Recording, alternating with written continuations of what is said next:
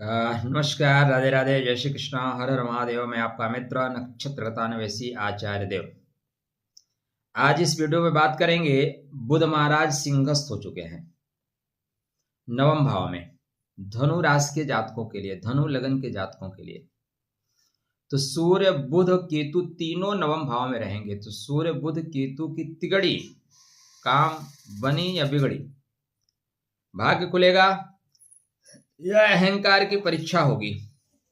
धनु राशि वालों के लिए सावधान भी रहिए और तैयार भी रहिए, क्योंकि यह समय आपके भाग्य को सक्रिय करेगा।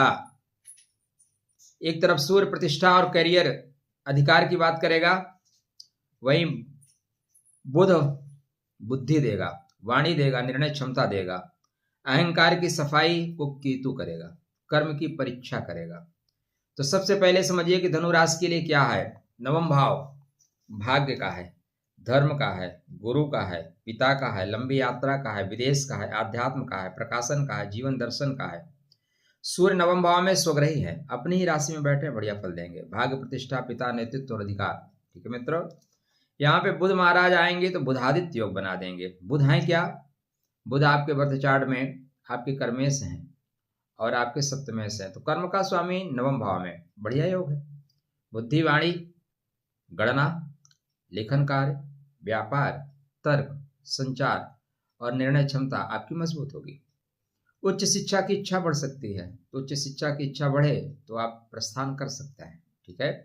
विदेश या दूर स्थान से संपर्क बनेगा। वाणी रस्वती यस्य श्रमवती यस्य क्रिया लक्ष्मी स्थिरा भवति। अगर वाणी आपकी रस्वती है और श्रमवती क्रिया है तो लक्ष्मी आपको प्राप्त होंगी, कोई टेंशन नहीं है। हाँ, वाणी को वीणा बनाए, वाणी को वाण ना बनने दें। ठीक है, नहीं दूसरों को लहूलुहान करने से पहले वाणी अपनों को लहूलुहान करती है। बोलने से पहले सोचिएगा।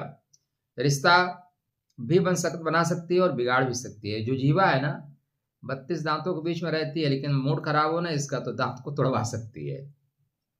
केतु गहरी प्रक्रिया, जो दिख रहा है वह सत्य नहीं है। केतु क्या बोलेगा? जो दिख रहा है वो पर्दे का एक आवरण है, सत्य नहीं है, सत्य कुछ और है। तो यह युति सूर्य बुध, पहली बात बुध महाराज नवम भाव में जा रहे हैं, सुंदर फल है, श्रेष्ठ फल है, बेहतरीन लाभ होगा। व्यापार में लाभ होगा, कर्म में लाभ होगा, स्थानांतरण का लाभ होगा, बड़ों से लाभ होगा।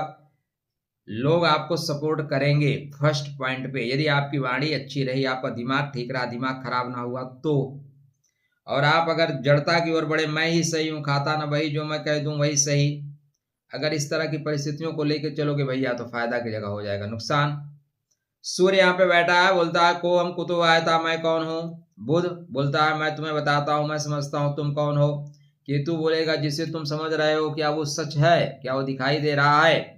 तो शास्त्रीय सिद्धांत कहता है कि आदित्यो जगता करता भरता हरता तमोधा तमो अपह। सूर्य नारायण संसार के कर्ता धर्ता है भैया, प्रकाश देने वाले हैं, पालन करने वाले हैं, अंधकार को दूर करने वाले हैं, बुद्धि और वाणी विवेक देने वाले हैं। प्रकाश बाहर नहीं भीतर के लिए खोजो तो विदेश शिक्षा के अवसर मिलेंगे, विदेश का अवसर मिलेगा। विदेश तो हर आदमी नहीं जा सकता ना, मतलब विदेशी कंपनी से बाहर बैठे हुए लोगों से आप मार्गदर्शन ले सकते हैं। गुरु का बढ़िया मार्गदर्शन मिला तो सफलता अवश्य मिलेगी, कैरियर में नई दिशा मिलेगी। देखो कुंडली में बुधादित्य योग बन रहा है। बुधादित्य का मतलब जब बुद्धि सूर्य के आगे हो, ठीक है, दिमाग का उपयोग करो तब ना बुधादित्य योग बनेगा, ऐसे थोड़ी ना बन जाता है। अध्यापन या शोध कार्य में आपको सफलता मिलेगी। यह अवसर को केवल धन से मत तोलिएगा, आपको नई दिशा देगा। ठीक है। रिश्तों पे इसका क्या प्रभाव पड़ेगा? सब ठीक ही है, दूसरे लोगों को लगेगा सब ठीक ही है। मन की बात छिपानी पड़ेगी, संवाद को बेहतर करना पड़ेगा। करियर और व्यवसाय के दृष्टिकोण से बेहतर संबंध है। केतु आपको अलग सोच देगा, सूर्य आपको अथॉरिटी देगा। अथॉरिटी देगा भैया, ये काम करने का अथॉरिटी आपको मिल रही है, जाओ आप जो चाहो कर सकते हो, लेकिन उसमें अहंकार को मत लाइएगा। ठीक है। बुध दूसरे से संपर्क बनाने का है। बुधादित्य योग तभी बनेगा जब आप संपर्क बनाने की कोशिश करेंगे। तो सबसे बड़ी सावधानी क्या करना है मित्र, कि जल्दी निर्णय नहीं लेना है, क्विक डिसीजन से बचिए। अहंकार ना, क्रोध पाप का बाप है। बिना जांचे किसी की बात मान लेना, कानूनी दस्तावेज, यात्रा, शिक्षा, निवेश, साझेदारी और सरकारी कागजात, इसमें 100% रखिए सावधानी। स्टार्टिंग में मघा नक्षत्र में केतु महाराज चलेंगे। मघा अपने पूर्वजों से लेकर क्या चल रहे हो और क्या छोड़कर आगे बढ़ना चाहते हो इसको सिखाता है। तो पितृकृपा विहीनस्य मघाना सुविधा भवेत। उसके बाद पूर्व फाल्गुनी में चलेंगे, सुंदर फल देंगे, पैसे लाएंगे। उत्तर फाल्गुनी में प्रतिष्ठा की वृद्धि करेंगे। ठीक है, तो धनु राशि के लिए इस समय धन बड़ी चीज नहीं है, इस समय ज्ञान प्राप्त करना सही चीज है। सूर्य नारायण भाग्य को मजबूत कर रहे हैं, मतलब परंपराएं आपको मजबूत करेंगी। बुध आपको बुद्धि देगा और केतु बोलेगा क्या तुम अपने आप को सिंहासन के योग्य समझते हो। यदि अंदर से बदलाव है तो केतु बोलेगा मैं तुम्हें सपोर्ट करूंगा, अंदर से बदलाव नहीं केतु छीन लेगा। तो शिक्षा के क्षेत्र में, यात्रा के क्षेत्र में, पिता के क्षेत्र में, कैरियर के क्षेत्र में वाणी अगर आप अच्छी रखेंगे तो यत्र तत्र सर्वत्र आपको सफलता मिलेगी।